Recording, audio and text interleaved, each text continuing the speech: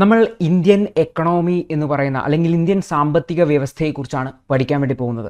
അപ്പോൾ ആദ്യം തന്നെ നമ്മൾ ഇന്ത്യയുടെ സാമ്പത്തിക സ്ഥിതി ബ്രിട്ടീഷുകാർ പോകുന്ന സമയത്ത് എങ്ങനെയായിരുന്നു എന്ന് മനസ്സിലാക്കേണ്ടതായിട്ടുണ്ട്. അതായത് ഇന്ത്യക്ക് സ്വാതന്ത്ര്യം കിട്ടുന്ന സമയത്ത് ഇന്ത്യയുടെ സാമ്പത്തിക സ്ഥിതി എങ്ങനെയായിരുന്നു, അതിൽ നിന്നും എങ്ങനെയാണ് നമ്മൾ ഇന്ന് കാണുന്ന രീതിയിലേക്ക് വളർന്നു വന്നിട്ടുള്ളത് എന്ന് നമ്മൾ മനസ്സിലാക്കേണ്ടതായിട്ടുണ്ട്. അപ്പോൾ നമ്മൾ ആദ്യം തന്നെ പഠിക്കാൻ വേണ്ടി പോകുന്നത് Indian economy on the eve of independence എന്ന്. അതായത് ഇന്ത്യക്ക് സ്വാതന്ത്ര്യം കിട്ടുന്ന സമയത്ത് നമ്മളുടെ രാജ്യത്തിൻ്റെ സാമ്പത്തിക സ്ഥിതി എങ്ങനെയായിരുന്നു എന്നുള്ളതാണ്. അപ്പോൾ ഇതിൻ്റെ റെഫറൻസ് ആയിട്ട് ഉപയോഗിക്കുന്ന നമ്മളൊരു NCERT ടെക്സ്റ്റാണ് class 11 NCERT Indian economic development എന്നതുള്ള ഫസ്റ്റ് ചാപ്റ്ററാണ് നമ്മൾ റെഫറൻസ് ആയിട്ട് യൂസ് ചെയ്യുന്നത്. അപ്പോൾ ഈ ഒരു ടോപ്പിക്കിന് ഈ ഒരു ടെക്സ്റ്റ് മാത്രം വായിച്ചാൽ മതിയാകും. അതിൽ നിന്നുള്ള വിവരങ്ങൾ വെച്ച് നമുക്ക് UPSCക്ക് അത്യാവശ്യം നല്ല മാർക്ക് നേടാൻ വേണ്ടി പറ്റും. IAS ആവണമെന്ന് ചിന്തിക്കുമ്പോൾ നിങ്ങളുടെ മനസ്സിലേക്ക് ആദ്യം കടന്നു വരുന്നത് എന്താണ്? തീർച്ചയായും അത് ലക്ഷ്യങ്ങളുടെ ഫീസ് ആയിരിക്കും. ആ ലക്ഷ്യങ്ങളില്ലാത്ത കാരണം IAS പഠനം ഇന്നും നിങ്ങൾക്കൊരു സ്വപ്നം മാത്രമായി മാറുന്നുണ്ടോ? ആയിരക്കണക്കിന് മലയാളികൾ ലേണേഴ്സ് IAS ആപ്പിലൂടെ മാസം വെറും 1500 രൂപയ്ക്ക് കോൺസെപ്റ്റ് ഓറിയന്റഡ് ക്ലാസുകൾ കണ്ട് പഠിക്കുന്നുണ്ട്. അപ്പോൾ പണം ഒരു പ്രശ്നമായി കണ്ട് നിങ്ങൾ എന്തിന് പഠനം മുടക്കണം? ലേണേഴ്സ് IAS ക്ലാസിന്റെ ക്വാളിറ്റി അനുഭവിച്ചറിയാൻ താഴെയുള്ള ലിങ്കിൽ ക്ലിക്ക് ചെയ്യൂ. ജീവിതത്തിൽ ഉചിതമായ തീരുമാനങ്ങൾ എടുത്ത് മുന്നോട്ട് പോകും.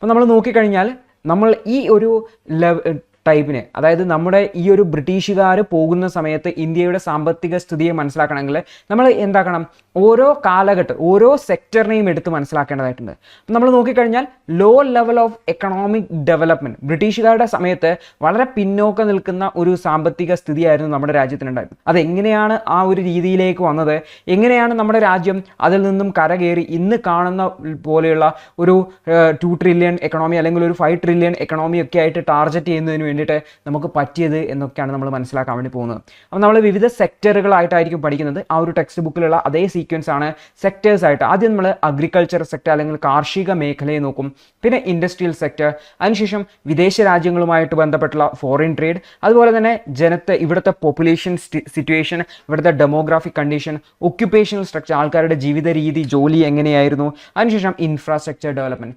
ഈ ഒരു സെക്ടേഴ്സിലൂടെയൊക്കെ ഈ ഒരു 6 സബ് ഏരിയകളിലൂടെ കടന്നു പോയിട്ട് നമ്മൾ ഈ ഒരു ഇന്ത്യയുടെ സാമ്പത്തിക സ്ഥിതിയെക്കുറിച്ച്, ആ ഒരു സമയത്തെ സാമ്പത്തിക സ്ഥിതിയെക്കുറിച്ച് മനസ്സിലാക്കാൻ വേണ്ടി പറ്റും. അപ്പം നമ്മൾ ആദ്യം തന്നെ ഈ ഒരു ബ്രിട്ടീഷ് റൂളിൻ്റെ അവസ്ഥ എന്താണെന്ന് നോക്കുകയാണ്. അതായത് ബ്രിട്ടീഷുകാർ ഇന്ത്യയിലേക്ക് കച്ചവടക്കാരായിട്ടാണ് വന്നത്. ബ്രിട്ടീഷ് ഈസ്റ്റ് ഇന്ത്യ കമ്പനി എന്ന് പറയുന്ന കച്ചവടക്കാരായിട്ടാണ് വന്നിട്ടുണ്ടായിരുന്നത്. അപ്പോൾ അവരുടെ പ്രധാനപ്പെട്ട ലക്ഷ്യം വരുന്ന സമയത്തുണ്ടായിരുന്നത് ഇന്ത്യയിൽ കച്ചവടം ചെയ്യുക എന്നുള്ളതായിരുന്നു. അപ്പോൾ ഇന്ത്യയിൽ കച്ചവടം ചെയ്യുക, പരമാവധി ലാഭം ഉണ്ടാക്കുക എന്നുള്ളതായിരുന്നു. ഒരു കമ്പനിയാണ്, അപ്പോൾ അവരുടെ പരമാവധി ലക്ഷ്യം എന്താണ്? പരമാവധി ലാഭം ഉണ്ടാക്കിയിട്ട് അവരുടെ ഹോം കൺട്രിയിലേക്ക് കൊണ്ടുപോകുക എന്നുള്ളത്. എന്നാൽ പിന്നീട് ബ്രിട്ടീഷുകാരുടെ കൈകളിലേക്ക് അധികാരം ലഭിക്കുകയും, ഇങ്ങനെ അധികാരം ലഭിച്ചത് ബ്രിട്ടീഷുകാരുടെ നിയന്ത്രണത്തിലുള്ള ഒരു ഭരണം ഇന്ത്യയിൽ ഉണ്ടാവുന്നതിനും കാരണമായി. ഇതിനെയാണ് നമ്മൾ ബ്രിട്ടീഷ് കൊളോണിയൽ റൂൾ എന്ന് പറയുന്നത്. കാരണം അവർ ഇന്ത്യയെ ഒരു കോളനിയാക്കി മാറ്റുകയാണ് ചെയ്തത്. ഒരു കോളനി എന്ന് പറഞ്ഞു കഴിഞ്ഞാൽ അവരുടെ ഭരണ നിയന്ത്രണത്തിലാണ്. ഇവിടുത്തെ പോളിസികളും മറ്റു കാര്യങ്ങളും, എങ്ങനെയാണ് കച്ചവടം നടക്കേണ്ടത്, ഇവിടുത്തെ നിയമനിർമ്മാണവും എല്ലാ കാര്യങ്ങളും ബ്രിട്ടീഷുകാരുടെ കീഴിലാണ്. എന്നാൽ അവരാണെങ്കിലോ അവരുടെ ഹോം കൺട്രി ആയിട്ട് ഇതിനെ കരുതുന്നില്ല. അതായത് അവരുടെ കീഴിലുള്ള ഒരു കോളനി, അവരുടെ നിയന്ത്രണത്തിലുള്ള, പൂർണ്ണ നിയന്ത്രണത്തിലുള്ള ഒരു പ്രദേശമായിട്ടാണ് ഇന്ത്യയെ കണ്ടിട്ടുണ്ടായിരുന്നത്. അപ്പോൾ അവർക്ക് അധികാരം കിട്ടിയ സമയത്ത്, അതായത് അവരുടെ കയ്യിലേക്ക് അധികാരം വന്ന സമയത്ത് അവർക്ക് ഇന്ത്യയിലുള്ള കച്ചവടം വർദ്ധിപ്പിക്കുന്നതിന് വേണ്ടിയിട്ട്, അതായത് അവരുടെ മെയിൻ എയിം എന്താണ്? ട്രേഡ് അല്ലെങ്കിൽ കച്ചവടം ഇൻക്രീസ് ചെയ്യുക എന്നുള്ളതാണ്. ട്രേഡ് വർദ്ധിപ്പിക്കുന്നതിന് വേണ്ടിയിട്ട് അവർ കൊണ്ടുവരുന്നതിനെ നമുക്ക് ഇന്ത്യയിലേക്കുള്ള ഇമ്പോർട്ട് എന്ന് വിളിക്കാൻ വേണ്ടി പറ്റും. അതായത് അവർക്ക് പ്രധാനമായിട്ട് ചെയ്യേണ്ട കാര്യം ഇന്ത്യയിലേക്കുള്ള ഇമ്പോർട്ട്, അതായത് അവരുടെ രാജ്യത്തിൽ നിന്നും അവരുടെ രാജ്യത്ത് ഉൽപ്പാദിപ്പിച്ച ഉൽപ്പന്നങ്ങൾ ഇന്ത്യയിലേക്ക് ഇമ്പോർട്ട് ചെയ്യുന്നത്, ഇന്ത്യയിലേക്ക് ഇറക്കുമതി ചെയ്യുന്നത് പരമാവധി വർദ്ധിപ്പിക്കുക എന്നുള്ളതാണ് അവർക്ക് ട്രേഡ് വർദ്ധിപ്പിക്കുന്നതിന് വേണ്ടി ചെയ്യാൻ പറ്റുന്ന കാര്യം. കച്ചവടം വർദ്ധിപ്പിക്കുന്നതിന് അതുവഴി കൂടുതൽ ലാഭത്തിന് ചെയ്യാൻ വേണ്ടി പറ്റുന്ന കാര്യം. അപ്പോൾ ഇങ്ങനെ ട്രേഡ് വർദ്ധിപ്പിക്കണം, ഇമ്പോർട്ട് വർദ്ധിപ്പിക്കണമെങ്കിൽ എന്ത് ചെയ്യേണ്ടതായിട്ടുണ്ട്? ഇന്ത്യയിൽ ഉണ്ടാവുന്ന ഡൊമസ്റ്റിക് പ്രൊഡക്ഷൻ അല്ലെങ്കിൽ ആഭ്യന്തര ഉൽപാദനം, ഇന്ത്യക്കകത്ത് നമ്മുടെ രാജ്യത്തിൻ്റെ അകത്തുള്ള ഇൻഡസ്ട്രീസ് ഉൽപ്പാദിപ്പിക്കുന്നത് പരമാവധി കുറയ്ക്കേണ്ടതായിട്ടുണ്ട്. ഇല്ലെങ്കിൽ എന്ത് സംഭവിക്കും? നമ്മുടെ രാജ്യത്തിൻ്റെ മൊത്തം ഡിമാൻഡ് 100 ഷർട്ടാണെന്ന് വിചാരിച്ചോ, ഒരു ഉദാഹരണത്തിന്. അപ്പോൾ ഈ 100 ഷർട്ടിൽ നമ്മുടെ രാജ്യത്ത് തന്നെ 75 ഷർട്ട് ഉൽപ്പാദിപ്പിക്കുന്നുണ്ടെങ്കിൽ ഈ 75 ഷർട്ട് ഇന്ത്യക്കാർ വാങ്ങും. ബാക്കി വേണ്ട 25 ഷർട്ട് മാത്രമാണ് ഈ വിദേശത്തു നിന്ന് കൊണ്ടുവരുന്ന ഇമ്പോർട്ടഡ് ആയിട്ടുള്ള പ്രൊഡക്റ്റുകൾ വാങ്ങുക. അപ്പോൾ അവരുടെ കച്ചവടം 25 ഷർട്ട് മാത്രമേ ഉള്ളൂ. അപ്പോൾ അവർക്ക് കൂടുതൽ ഷർട്ട് വിറ്റ് പോകണമെന്ന് എന്താകണം, ഈ 75നെ ഇല്ലാതാക്കണം, അല്ലെങ്കിൽ 75നെ കുറക്കണം. അതായത് നമ്മുടെ രാജ്യത്തിൻ്റെ ആഭ്യന്തര ഉൽപ്പാദനത്തെ കുറക്കുക എന്നുള്ളതായിരുന്നു അവരുടെ പ്രധാനപ്പെട്ട ലക്ഷ്യം. അതായത് അതിനു പകരം ഈ ഒരു ഉൽപ്പന്നം ഉണ്ടാക്കുന്ന, ഈ ഷർട്ട് ഉണ്ടാക്കുന്നതിന് വേണ്ടിയിട്ടുള്ള അതായത് റോ മെറ്റീരിയൽ അത് നമ്മുടെ രാജ്യത്ത് അവൈലബിൾ ആണ്. അതുകൊണ്ടാണല്ലോ നമ്മൾ 75 ഷർട്ട് ഉണ്ടാക്കുന്നത്. അതിന് പകരം ഈ ഒരു 75 ഷർട്ട് ഉണ്ടാക്കാനുള്ള റോ മെറ്റീരിയലിനെ ബ്രിട്ടനിലേക്ക് കൊണ്ടുപോവുക, കുറഞ്ഞ ചിലവിൽ ബ്രിട്ടനിലേക്ക് കൊണ്ടുപോവുക, എന്നിട്ട് ആ റോ മെറ്റീരിയൽ ഉപയോഗിച്ച് ഷർട്ടുകൾ ഉണ്ടാക്കുക, എന്നിട്ട് 100 ഷർട്ടുകളും ബ്രിട്ടനിൽ നിന്ന് കൊണ്ടുവന്ന് ഇന്ത്യയിൽ വിറ്റഴിക്കുക. ഇതായിരുന്നു ബ്രിട്ടൻ്റെ എയിം. അങ്ങനെ നോക്കിക്കഴിഞ്ഞാൽ ബ്രിട്ടൻ്റെ കൊളോണിയൽ റൂളിൻ്റെ പേർപ്പസ് എന്ന് പറയുന്നത് നമുക്ക് കാണാൻ വേണ്ടി വരും, ഇന്ത്യയെ ഒരു റോ മെറ്റീരിയൽ സപ്ലയർ ആക്കി മാറ്റുക. അതായത് ഇന്ത്യയിൽ നിന്നും ഈ ഒരു ഷർട്ടോ അല്ലെങ്കിൽ മറ്റ് ഉൽപ്പന്നങ്ങളോ ഉണ്ടാക്കേണ്ട റോ മെറ്റീരിയല് ബ്രിട്ടനിലേക്ക് എത്തിക്കുക, എന്നിട്ട് ബ്രിട്ടനിൽ ഉൽപ്പാദിപ്പിക്കപ്പെടുന്ന, അവിടെ ഇൻഡസ്ട്രിയൽ റവല്യൂഷൻ അല്ലെങ്കിൽ വ്യാവസായിക വിപ്ലവമൊക്കെ നടന്നിട്ട് ഒരുപാട് ഉൽപ്പന്നങ്ങൾ, മെഷീനുകളൊക്കെ ഉപയോഗിച്ച് ഒരുപാട് ഉൽപ്പന്നങ്ങൾ ഉൽപ്പാദിപ്പിക്കുന്നുണ്ട്. അത്തരത്തിലുള്ള മോഡേൺ ഇൻഡസ്ട്രിയൽ ബേസിന് വേണ്ടിയിട്ടുള്ള ഈ ഒരു റോ മെറ്റീരിയൽ അവിടേക്ക് എത്തിക്കുക, അവർ ഉൽപ്പാദിപ്പിക്കുന്ന പ്രൊഡക്റ്റുകൾ ഇന്ത്യയിലേക്ക് തിരിച്ചു കൊണ്ടുപോകുക. ഈ 2 ലക്ഷ്യങ്ങളാണ് നമുക്ക് കൊളോണിയൽ റൂളിൻ്റെ ഭാഗമായിട്ട് കാണാൻ വേണ്ടി പറ്റുക എന്നുള്ളത്.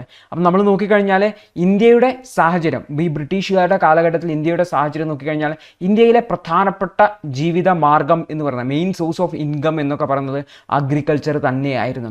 അപ്പോൾ ഈ ഒരു ബ്രിട്ടീഷുകാർ വരുന്നതിന് മുമ്പ് അല്ലെങ്കിൽ കൊളോണിയൽ റൂൾ സ്റ്റാർട്ട് ചെയ്യുന്നതിന് മുൻപും ഈ ഒരു അഗ്രികൾച്ചറിൽ തന്നെയായിരുന്നു, കൃഷി തന്നെയായിരുന്നു പ്രധാനപ്പെട്ട ജോലിയാണ്.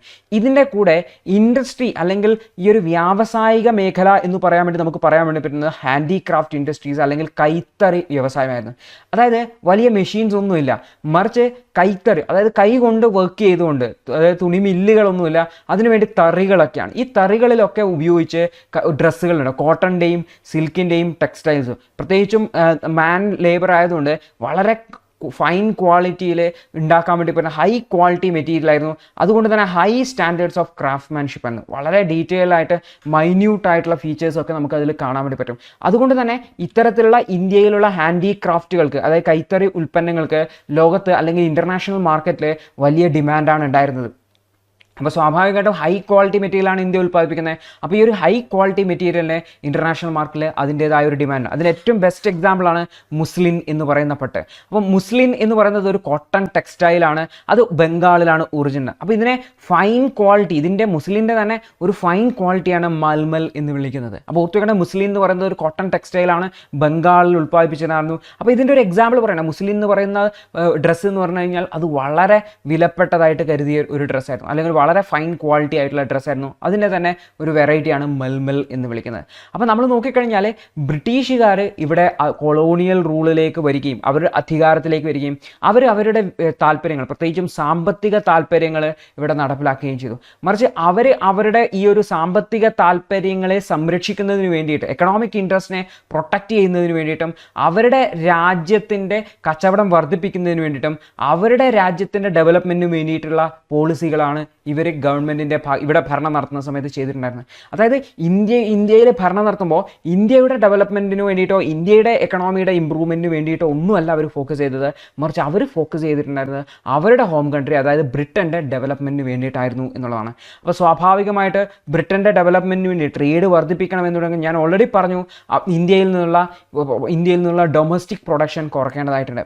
അപ്പോൾ അങ്ങനെ തന്നെ അവർ ചെയ്യുകയും ഇന്ത്യയിലെ ആഭ്യന്തര ഉൽപ്പാദനം കുറക്കാൻ വേണ്ടിയിട്ട് അവർ ശ്രമിക്കുകയും അങ്ങനെ ആഭ്യന്തര ഉൽപ്പാദനം കുറപ്പിച്ച് ആ റോ മെറ്റീരിയൽ എല്ലാം തന്നെ ബ്രിട്ടനിലേക്ക് കൊണ്ടുപോയി. അതായത് ഇന്ത്യ ബ്രിട്ടനിലേക്കുള്ള റോ മെറ്റീരിയൽ സപ്ലയറായി മാറുകയും, മറിച്ച് ആ ബ്രിട്ടനിൽ നിന്നും ഈ കൊണ്ടുപോകുന്ന റോ മെറ്റീരിയൽ ഉൽപ്പാദിപ്പിച്ച് ഉണ്ടാക്കുന്ന ഡ്രസ്സുകളൊക്കെ എന്ത് ചെയ്യാൻ വേണ്ടി തുടങ്ങി, അവിടെ നിന്നുള്ള ഇൻഡസ്ട്രിയൽ പ്രൊഡക്ട്സ് ഇന്ത്യയിലേക്ക് ഇറക്കുമതി ചെയ്യുന്നതിന് അല്ലെങ്കിൽ ഇമ്പോർട്ട് ചെയ്യുന്നതിന് തുടങ്ങി.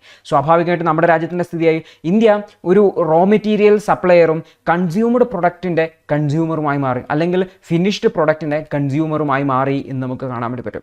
അപ്പോൾ നോക്കിക്കഴിഞ്ഞാൽ ഈ ഒരു കൊളോണിയൽ ഗവൺമെൻറ് അല്ലെങ്കിൽ ബ്രിട്ടീഷ് ഗവൺമെൻറ് ഇന്ത്യയുടെ സാമ്പത്തിക സ്ഥിതി മെച്ചപ്പെടുത്തുന്നതിന് വേണ്ടിയിട്ട് യാതൊരു തരത്തിലുള്ള സ്റ്റെപ്സും എടുത്തിട്ടുണ്ടായിരുന്നില്ല എന്ന് തന്നെ നമുക്ക് പറയാൻ വേണ്ടി പറ്റും. പ്രത്യേകിച്ചും അവരെടുത്തിട്ടുള്ള പല സ്റ്റെപ്സും, പ്രത്യേകിച്ച് റെയിൽവേ ഇൻഫ്രാസ്ട്രക്ചറിൽ നമ്മൾ പഠിക്കും.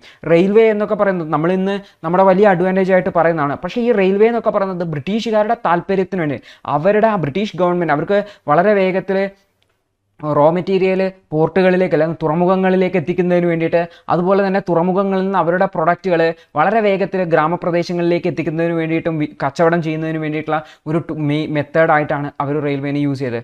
അല്ലെങ്കിൽ തന്നെ അവരുടെ മിലിറ്ററി പർപ്പസിന് വേണ്ടി അവർ യൂസ് ചെയ്തിട്ടുണ്ടായിരുന്നു. മറിച്ച് ഇന്ത്യയുടെ ഡെവലപ്മെൻറ്റിന് വേണ്ടിയിട്ടോ ഇന്ത്യയുടെ വികാസത്തിനോ വേണ്ടിയിട്ടോ ഒന്നുമല്ല അവർ ഈ ഒരു റെയിൽവേ എന്ന് പറയുന്ന സിസ്റ്റം നമ്മുടെ രാജ്യത്ത് കൊണ്ടുവന്നിരുന്നത്. അപ്പോൾ ഇന്ത്യയുടെ ഈ ഒരു സ്റ്റാറ്റസ് എന്താണ്, ഇന്ത്യയുടെ സാമ്പത്തിക സ്ഥിതി എന്ന് അളക്കുന്നതിന് വേണ്ടിയിട്ട് ഇന്ത്യയുടെ ഈ ഒരു റവന്യൂ എസ്റ്റിമേറ്റ് ചെയ്യുന്നതിന് വേണ്ടി പല ആൾക്കാരും ശ്രമിച്ചിട്ടുണ്ട്. ഇന്ത്യക്കാരുമുണ്ട്, വിദേശീയരുണ്ട്.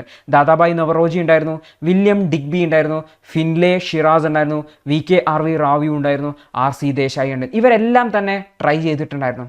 അപ്പോൾ നോക്കിക്കഴിഞ്ഞാൽ വ്യത്യസ്ത ആൾക്കാർക്ക് വ്യത്യസ്ത എസ്റ്റിമേറ്റ് ആണ് കിട്ടിയിരുന്നത്. കാരണം കൃത്യമായിട്ടുള്ള ഒരു കണക്ക് അവൈലബിൾ ആയിരുന്നില്ല എന്നതുകൊണ്ട് തന്നെ. അപ്പോൾ ദാദാബായി നവറോജിയുടെ poverty and unBritish rule in India എന്ന് പറയുന്ന ബുക്കിൽ ഇത് വളരെ വിശദമായിട്ട് പറഞ്ഞിട്ടുണ്ട്. അദ്ദേഹം അതിനെ ഡ്രെയിൻ തിയറി എന്നാണ്, ചോർച്ചാ സിദ്ധാന്തം എന്നാണ് വിശേഷിപ്പിച്ചുള്ളത്. നമ്മുടെ രാജ്യത്തിൻ്റെ സമ്പത്തിനെ മുഴുവൻ ഡ്രെയിൻ ചെയ്ത് കൊണ്ടുപോവുകയാണ്, ബ്രിട്ടനിലേക്ക് ചോർത്തി കൊണ്ടുപോവുകയാണ് എന്നാണ് ദാദാബായി നവറോജി ബ്രിട്ടീഷുകാരുടെ കാലഘട്ടത്തെ വിശേഷിപ്പിച്ചത്. അപ്പോൾ ഈ പേരുകൾ ഓർത്തു വെക്കണം. UPSC ഓൾറെഡി ചോദിച്ചിട്ടുള്ളതാണ് ആരൊക്കെയാണ്, ഇതിൽ ആരാണ് ഈ ഒരു ഇന്ത്യയുടെ സാമ്പത്തിക സ്ഥിതിയെക്കുറിച്ച് മെഷർ ചെയ്തിട്ടുള്ളത്. അപ്പോൾ ഓർത്തുക, Dadabhai Naoroji, William Digby, Findlay Shirras, VKRV Rao, RC Desai തുടങ്ങിയവരൊക്കെ എസ്റ്റിമേറ്റ് ചെയ്യുന്നത്. അപ്പോൾ ഒരു റാൻഡം എസ്റ്റിമേറ്റ് നമ്മൾ നോക്കുകയാണെങ്കിൽ ഏകദേശം 20th സെഞ്ച്വറിയുടെ ഫസ്റ്റ് ഹാഫിൽ, അതായത് 1990കളിൽ ഇന്ത്യയുടെ വളർച്ചാ നിരക്ക് എന്ന് പറഞ്ഞാൽ 2%. ഗ്രോത്ത് റേറ്റ് എന്ന് പറഞ്ഞു കഴിഞ്ഞാൽ 0.5%. അത് കഴിഞ്ഞ വർഷത്തെ സംബന്ധിച്ച് ഒരു 0.5% ഗ്രോത്ത് റേറ്റ് മാത്രമാണ് ഉണ്ടായിരുന്നത്. ഒരു വർഷത്തെ സ്ഥിതി എന്ന് പറഞ്ഞാൽ 2% ഇൻക്രീസ് മാത്രമാണ് ഉണ്ടായിരുന്നത്. അപ്പോൾ ഇത് 20th സെഞ്ച്വറിയുടെ തുടക്കം എന്ന് പറയുമ്പോൾ 1900-കളിലാണ്. അതായത് 1900 മുതൽ 1950 വരെയുള്ള കാലഘട്ടം നമുക്ക് എടുക്കാം. അപ്പോൾ ഈ ഒരു സമയത്ത് ഇത്ര മാത്രമാണ് ഗ്രോത്ത് റേറ്റ്. ഈ സമയത്താണ് കുറച്ചെങ്കിലും ഇൻഡസ്ട്രി, ടിസ്കോ പോലെ, Tata iron and steel industry പോലുള്ള ചെറിയ ചെറിയ വ്യവസായ സ്ഥാപനങ്ങളെങ്കിലും നമ്മുടെ രാജ്യത്ത് വന്നിട്ടുണ്ടായിരുന്നത്. ആ ഒരു സമയത്ത് പോലും 2% ഗ്രോത്ത് റേറ്റ് മാത്രമാണ് നമ്മുടെ രാജ്യത്ത് ഉണ്ടായിരുന്നത് എന്നുള്ളതാണ്. അപ്പോൾ നമ്മൾ ആദ്യം നോക്കാൻ വേണ്ടി പോകുന്ന സെക്ടർ അഗ്രികൾച്ചറൽ സെക്ടറാണ്, അല്ലെങ്കിൽ കാർഷിക മേഖലയാണ്.